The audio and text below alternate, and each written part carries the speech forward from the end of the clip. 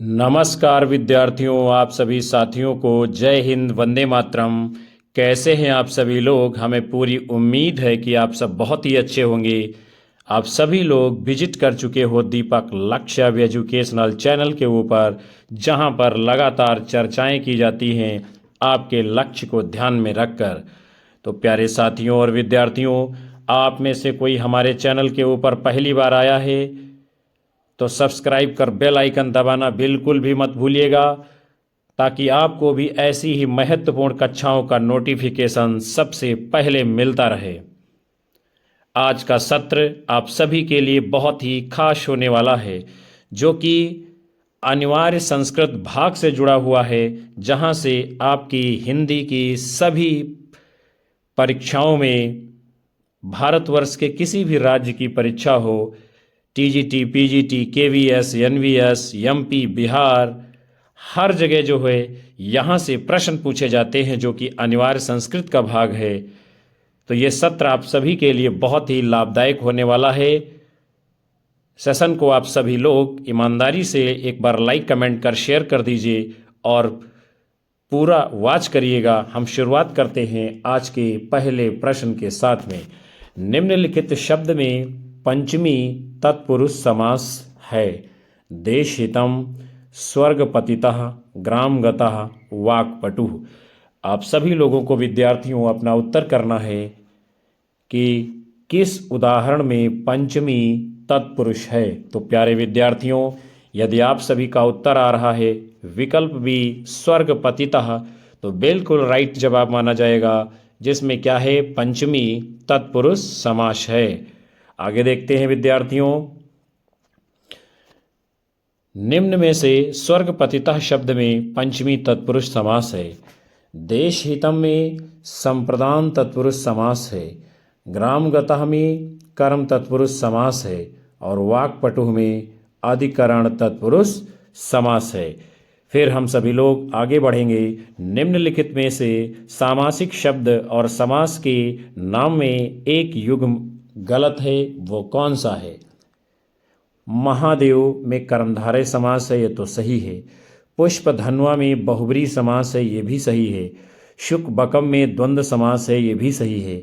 जो आपका युग्म गलत है, उत्तर होगा विकल्प ए उपकृष्णम तत्पुरुष समास, यानी उपकृष्णम शब्द में तत्पुरुष समास नहीं है, क्योंकि जो आपका उदाहरण दिया गया है उपकृष्णम, तो इसमें विद्यार्थियों आपका अव्ययी भाव समास है। क्या है अव्ययी भाव समास? इसका विग्रह क्या होगा? कृष्णस्य समीपम, उपकृष्णम। समीप अर्थ जो है उप, ये अव्यय का काम कर रहा है।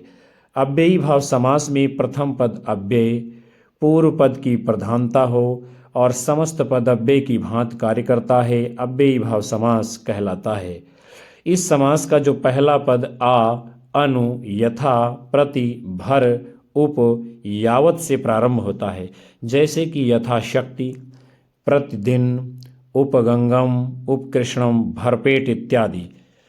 फिर विद्यार्थियों हम सभी लोग बढ़ चलते हैं अगले क्वेश्चन की ओर। क्या है? निम्न विकल्पों में से उस विकल्प का चयन कीजिए जो दिए गए समस्त पद के सही द्विगु समास का विग्रह है। शब्द आपका दिया गया है नवग्रह। विकल्प हैं आपके नौ ग्रहों का समूह, नौ से ग्रह, नौ का ग्रह, नवग्रह। तो नवग्रह का जो विग्रह बनेगा आपका नौ ग्रहों का समूह। और इसमें कौन सा समास है विद्यार्थियों? द्विगु समास है, क्योंकि इसका प्रथम पद संख्यावाची है। द्विगु समास का पहला पद जो होता है संख्यावाची विशेषण का काम करता है। समस्त पद किसी समाहार का बोध कराता है। इसके अन्य उदाहरण हैं जैसे कि तिरंगा, त्रिभुज, चौराहा इत्यादि। फिर विद्यार्थियों आप लोगों का अगला क्वेश्चन है, क्या है? निम्न विकल्पों में से उस विकल्प का चयन कीजिए जो बहुब्री, यानी शब्द दिया गया है बहुब्री समास का, और उसका सही विग्रह क्या होगा? शब्द क्या है विद्यार्थियों? लंबोदर। विकल्प है लंबे उदर वाला, उदर का लंबा, लंबा है उदर जिसका, अर्थात गणेश जी उदर है लंबा। तो क्या होगा विद्यार्थियों इसका उत्तर? विकल्प सी, लंबा है उदर जिसका, उसे कहेंगे लंबोदर, अर्थात गणेश भगवान। और बहुब्री समास में विद्यार्थियों जो समस्त पद में से कोई भी पद प्रधान नहीं होता है, यानी कोई भी पद जो है प्रधान नहीं होता है। दोनों पद मिलकर किसी तीसरे पद की ओर संकेत करते हैं। जैसे कि लंबोदर विग्रह है, इसका लंबा है उदर जिसका, तो इसमें ना लंबा प्रधान है ना उदर प्रधान है। प्रधान कौन है? गणेश जी, यानी कि तीसरा पद यहाँ पर प्रधानता को सिद्ध कर रहा है। अगले क्रम में आपका क्वेश्चन है, गोधूम चड़कम में समास कौन सा है? इतरेतर द्वंद्व, द्विगु समास, एक शेष द्वंद्व, समाहार द्वंद्व। तो उदाहरण है आपका गोधूम चड़कम, इसमें कौन सा इतरेतर द्वंद्व समास है। इतरेतर जो द्वंद्व समास होता है विद्यार्थियों, इसमें खासियत क्या है? और से सभी पद जुड़े हुए हों और पृथक अस्तित्व रखते हों, इतरेतर द्वंद्व कहलाता है।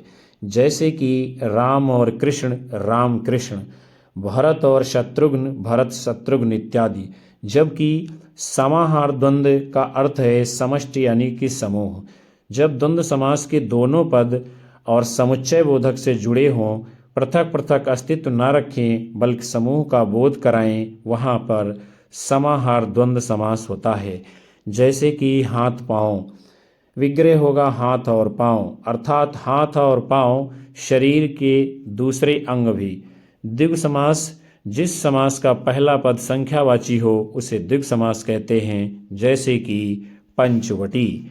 फिर आगे बढ़ते हैं हम सभी लोग। आप सभी का अगला क्वेश्चन है, हरित्रातः समास पद का विग्रह क्या होगा? हरे त्रातः, हरौ त्रातः, हरिणा त्रातः, उपर्युक्त में से कोई नहीं। तो हरित्रातः समास पद का विग्रह क्या होगा? विकल्प सी, हरिणा त्रातः। और इसमें तत्पुरुष समास है विद्यार्थियों। तत्पुरुष समास के अन्य उदाहरण हैं करुणापूर्ण, रसोई घर, ऋण से मुक्त, राष्ट्र गौरव, गृह प्रवेश इत्यादि। फिर विद्यार्थियों आपका अगला क्वेश्चन है, राम कृष्णों में कौन सा समास है? अव्ययी भाव, द्वंद्व समास, तत्पुरुष समास, बहुब्री समास।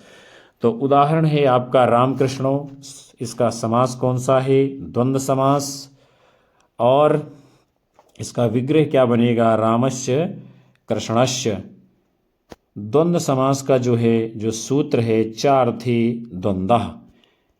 अगले क्रम में विद्यार्थियों आप सभी लोगों का अगला क्वेश्चन है, शुद्ध भाषा शब्द में कौन सा समास है? द्वंद्व समास, कर्मधारय समास, तत्पुरुष समास, अव्ययी भाव समास। तो भाषा कैसी है? शुद्ध। यहाँ पर विशेषण और विशेष्य का भाव आ रहा है, इसलिए आपका विकल्प बी कर्मधारय समास माना जाएगा। यदि समास में पूर्व पद विशेषण हो और उत्तर पद विशेष्य हो तो उसे कर्मधारय समास कहते हैं। तो शुद्ध भाषा शब्द में क्या है? पूर्व यानी कि पहला पद विशेषण है और दूसरा विशेष्य है। उसके बाद में आपका अगला क्वेश्चन है, घुड़सवार का सही समास विग्रह है? घोड़े में सवार, घोड़े पर सवार, घोड़ा और सवार, घोड़ा सवार आदि। तो घुड़सवार का समास विग्रह क्या बनेगा? घोड़े पर सवार।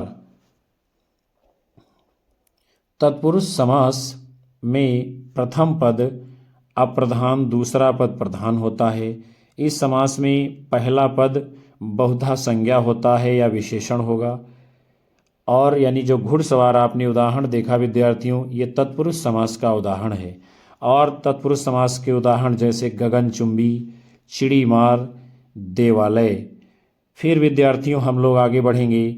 आपका अगला क्वेश्चन है, निधड़क में कौन सा समास है? तत्पुरुष समास, अव्ययी भाव समास, द्वंद्व समास, द्विगु समास। तो निधड़क शब्द में जो है आपका अव्ययी भाव समास है। जिस समास में पूर्व पद अव्यय की प्रकृति का हो, संपूर्ण पद अव्यय का भाव दिलाए, उसे अव्ययी भाव समास कहा जाता है। अगले क्रम में आपका क्वेश्चन है, निम्नलिखित शब्द में नई तत्पुरुष समास कौन है? रोगमुक्तः, राजपुरुषः, अभावः, पुत्रहितम्। तो नई तत्पुरुष समास किसमें है? विकल्प सी, अभावः। रोग मुक्तः में अपादान तत्पुरुष समास है। कौन सा अपादान तत्पुरुष? राजपुरुषः में संबंध तत्पुरुष है और पुत्र हितम में संप्रदान तत्पुरुष समास है। फिर अगले क्रम में आपका क्वेश्चन है, निम्नलिखित में से पितरव शब्द का कौन सा समास विग्रह उपयुक्त है? माता पिता च, माता च पिता च, पिता च माता, माता च पिता च। तो पितरव शब्द का समास विग्रह जो सही होगा विकल्प डी, माता च पिता च। और इसमें कौन सा द्वंद्व समास है विद्यार्थियों? जिस समास में प्रायः दोनों पदों का अर्थ प्रधान होता है वहाँ पर द्वंद्व समास होता है। अगले क्रम में विद्यार्थियों आपका क्वेश्चन है, युधिष्ठिर में कौन सा समास है? तत्पुरुष समास, बहुब्रीहि समास, अलुक तत्पुरुष, कर्मधारय समास। तो युधिष्ठिर शब्द में आपका समास कौन सा है विद्यार्थियों? विकल्प सी, अलुक। ऐसे समास जिनमें पूर्व पद की विभक्ति का लोप नहीं होता है वो अलुक समास के नाम से जाने जाते हैं। संस्कृत के वैयाकरणों ने अलुक, उपपद, नई तथा प्रादि नामक तत्पुरुष के 4 भेद और किए हैं। कितने? 4। कौन कौन से? अलुक, उपपद, नई और प्रादि। युधिष्ठिर युद्ध में स्थिर शब्द में कारक चिन्ह का लोप नहीं हुआ है क्योंकि युधि में अधिकरण कारक सप्तमी विभक्ति का चिन्ह लगा हुआ है और कारक चिन्ह का लोप न होने के कारण युधिष्ठिर शब्द में आपका अलुक तत्पुरुष समास माना जाएगा। फिर हम लोग आगे बढ़ेंगे। आपका अगला क्वेश्चन है, कष्टापन्नः शब्द में कौन सा समास है? अव्ययी भाव समास, तत्पुरुष समास, बहुब्रीहि समास, कर्मधारय समास। तो कष्टापन्ना शब्द है आपका, इसमें समास कौन सा है? विकल्प बी, तत्पुरुष समास। प्रायेण उत्तर पद प्रधानः तत्पुरुषः, यानी प्रायः जो है तत्पुरुष समास में उत्तर पद प्रधान होता है उसे ही तत्पुरुष समास कहते हैं। फिर जो है द्वितीया श्रितातीत पतित गत्यास्त प्राप्तापन्नैः सूत्र का प्रयोग किया गया है। किसमें? कष्टापन्नः में, और कष्टापन्नः ये इसका समास विग्रह बनाया गया है। आप सभी का अगला क्वेश्चन है, चंद्रकांति शब्द में कौन सा समास है? बहुब्रीहि समास, कर्मधारय समास, तत्पुरुष समास, इनमें से कोई नहीं। तो चंद्रकांति शब्द में आपका समास है कर्मधारय, चूँकि इसका विग्रह क्या है? चंद्रयु कांति, अर्थात चंद्रमा के समान चमक वाला। उपमानवाचक शब्द का सामान्यवाचक शब्द के साथ समास होता है उसे कर्मधारय समास कहते हैं। उसके बाद में विद्यार्थियों हम लोग आगे बढ़ेंगे। आप सभी के अगले क्रम में क्वेश्चन है, कठपुतली में कौन सा समास होगा? बहुत ही शानदार ये क्वेश्चन है, कई बार परीक्षाओं में पूछा गया है। संप्रदान तत्पुरुष, संबंध तत्पुरुष, अधिकरण तत्पुरुष, कर्म तत्पुरुष। तो कठपुतली में कौन सा समास होगा? विकल्प बी, संबंध तत्पुरुष। चूँकि यहाँ पर क्या है? काठ की पुतली है और काकी के जहाँ पर होता है वहाँ संबंध तत्पुरुष समास माना जाएगा। आगे बढ़ते हैं विद्यार्थियों। और तत्पुरुष समास में हमेशा उत्तर पद प्रधान होता है। कौन सा? उत्तर पद प्रधान होता है। अगला आपका क्वेश्चन है, अनुदिनम में कौन सा समास है? अव्ययी भाव समास, कर्मधारय समास, बहुब्रीहि समास, द्वंद्व समास। तो अनुदिनम में कौन सा होगा सही उत्तर? विकल्प ए, अव्ययी भाव समास। और इसका विग्रह क्या बनेगा? दिनम दिनम। अव्ययी भाव समास में क्या होता है? इस समास में पहला पद कौन सा? पहला पद अव्यय और दूसरा पद संज्ञा होता है। समस्त पद अव्यय के अर्थ का ही बोध कराता है। पूरा शब्द क्रिया विशेषण के अर्थ यानी अव्यय की तरह व्यवहार में लाया जाता है। फिर हम सभी लोग विद्यार्थियों अगले क्वेश्चन को देखते हैं, चक्रपाणी में कौन सा समास होगा? बहुब्रीहि समास, द्वंद्व समास, कर्मधारय समास, द्विगु समास। तो शब्द है आपका चक्रपाणी। इसमें समास कौन सा है? विकल्प ए चक्रपाणी। और इसका समास विग्रह क्या बनेगा? चक्रपाणो यस्य सः, यानी कि चक्र है पाणी अर्थात हाथ में जिसके, किसके? विष्णु भगवान के। तो यहाँ पर किसी तीसरे की विशेषता बताई जा रही है, अन्य की ओर संकेत किया जा रहा है, इसलिए आपका उत्तर होगा बहुव्रीहि समास। फिर हम लोग क्या है, शब्द रूप एवं सर्वनाम रूप से संबंधित प्रश्नों को देखेंगे, जहां से आपकी परीक्षा में बार बार प्रश्न घूम घूम करके पूछे जाते हैं। क्या है? मधु शब्द का पंचमी विभक्ति, यानी कौन सी पंचमी विभक्ति होनी चाहिए? एक वचन का रूप आपसे पूछा जा रहा है। किस मधु शब्द की? मधुने, मधुना, मधोह, मधुना। तो मधु शब्द का पंचमी विभक्ति एक वचन का रूप क्या बनेगा आपका? विकल्प डी मधुना। और मधु शब्द का अर्थ क्या होता है विद्यार्थियों? शहद। फिर हम सभी लोग आगे बढ़ेंगे। जो आपका मधु शब्द है ये किस प्रकार का है विद्यार्थियों?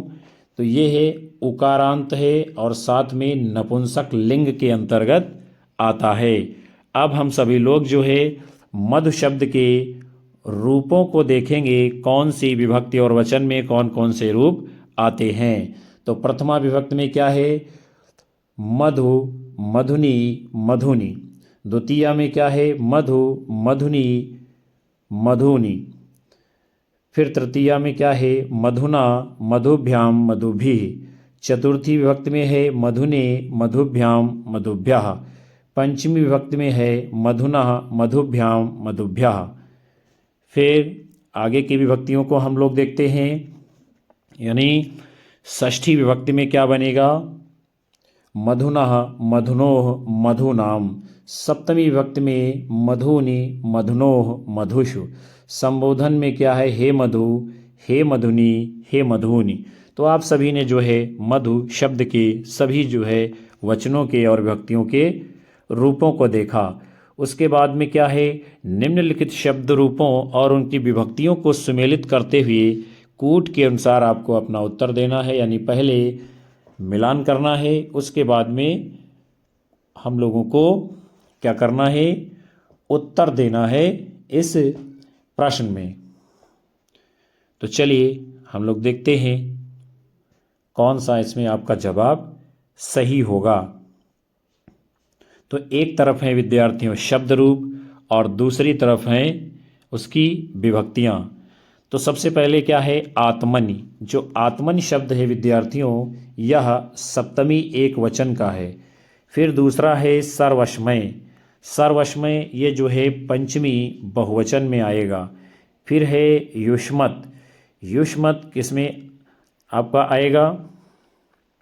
माफ़ करिएगा, थोड़ा सा इसमें गड़बड़ हो रहा, हम लोग फिर से देख लेते हैं। जो आत्मन शब्द है वो सप्तमी एक वचन में आएगा। फिर जो है जो आपका सर्वस्मय है ये आपका चतुर्थी एक वचन में आएगा। फिर है जो आपका युष्मत, तो युष्मत शब्द जो है ये पंचमी बहुवचन का है और अश्मा भी किस में जाएगा? ये आपका तृतीया बहुवचन का रूप है। तो यहाँ पर विद्यार्थियों आपका सही मिलान किया गया। हम लोग आगे देखते हैं कूट के रूप में कौन सा उत्तर सही है। आपका विकल्प बी है।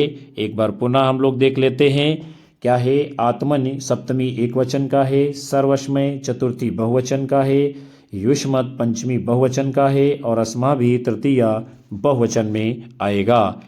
अगले क्वेश्चन की ओर बढ़ेंगे। क्या है? प्रसूतैः में विभक्ति तथा वचन कौन सा है? प्रथमा विभक्ति बहुवचन, द्वितीया विभक्ति एक वचन, तृतीया विभक्ति एक वचन, तृतीया विभक्ति बहुवचन। तो प्रसूतैः जो आपका शब्द है इसमें कौन सा उत्तर होगा? यानी कि तृतीया विभक्ति और बहुवचन का शब्द है। फिर आपका अगला क्वेश्चन है अस्मद शब्द का प्रथमा विभक्ति द्विवचन का रूप है। आवाम, अहम, वयम, मया। तो अस्मद शब्द का प्रथमा विभक्ति द्विवचन का रूप क्या है? आवाम। अस्मद शब्द प्रथमा विभक्ति की तीनों वचनों के रूप क्रमशः क्या बनेंगे? अहम, आवाम, वयम। यानी एक वचन में अहम आएगा, द्विवचन में आवाम आएगा और बहुवचन में वयम आएगा। मया अश्मद शब्द यानी तृतीया विभक्ति एक वचन का रूप है। कौन सा? ये मया, जो डी विकल्प में दिया गया है। फिर हम सभी लोग आगे बढ़ते हैं। अगला आपका क्वेश्चन है, श्रुतौ में कौन सी विभक्ति है? द्वितीया, तृतीया, षष्ठी, सप्तमी। तो श्रुतौ में कौन सी विभक्ति है? आपका उत्तर होगा विकल्प डी, सप्तमी। फिर जो श्रुति शब्द है, श्रुत शब्द है, ये है इकारांत है और स्त्रीलिंग है। क्या है? इकारांत है, स्त्रीलिंग है। इसके सप्तमी विभक्ति के तीनों वचनों के रूपों को हम लोग देख लेते हैं। क्या बनेगा? तो एक वचन में आपका बनेगा श्रुतौ या श्रुत्याम। क्या बनेगा? श्रुतौ या श्रुत्याम। द्विवचन में बनेगा श्रुत्योः और बहुवचन में क्या बनेगा? श्रुतिषु। हम सभी लोग विद्यार्थियों बढ़ रहे हैं अगले क्वेश्चन की ओर। क्या है? जगत शब्द का कौन सा रूप तीन विभक्तियों में एक सा रहता है? यानी कौन से जगत शब्द का? जगतोः, जगदभ्याम, जगतः, जगद्भिः। तो जगत शब्द का जिस तीनों विभक्तियों में जो रूप एक सा रहता है वो होगा आपका विकल्प बी, जगदभ्याम। फिर हम सभी लोग अगले क्रम की ओर बढ़ रहे हैं। जगत शब्द के रूपों को हम लोग देखते हैं। प्रथमा में क्या बनेगा? जगत या जगद, जगति, जगंति। फिर द्वितीया में क्या बनेगा? जगत, जगति, जगंति। तृतीया में क्या बनेगा? जगता, जगदभ्याम, जगद्भिः। चतुर्थी में क्या बनेगा? जगते, जगदभ्याम, जगदभ्या। और पंचमी में क्या बनेगा? जगतः, जगदभ्याम, जगदभ्या। हम सभी लोग आगे चल रहे हैं। उसके बाद में जगत शब्द के अन्य विभक्तियों के रूपों को देखते हैं। क्या है? षष्ठी में बनेगा जगतः, जगतोः, जगताम। सप्तमी में क्या बनेगा? जगति, जगतोः, जगत्सु। और संबोधन में क्या बनेगा? हे जगत, हे जगति, हे जगंति। उसके बाद में प्यारे विद्यार्थियों, हम सभी लोग आज के इस बेहद महत्वपूर्ण और खूबसूरत सेशन को यहीं पर विराम देते हैं, जो कि आपकी हिंदी की समस्त परीक्षाओं में आने वाली जो अनिवार्य संस्कृत का भाग है वहाँ से वैकल्पिक प्रश्नों की श्रृंखला से संबंधित था।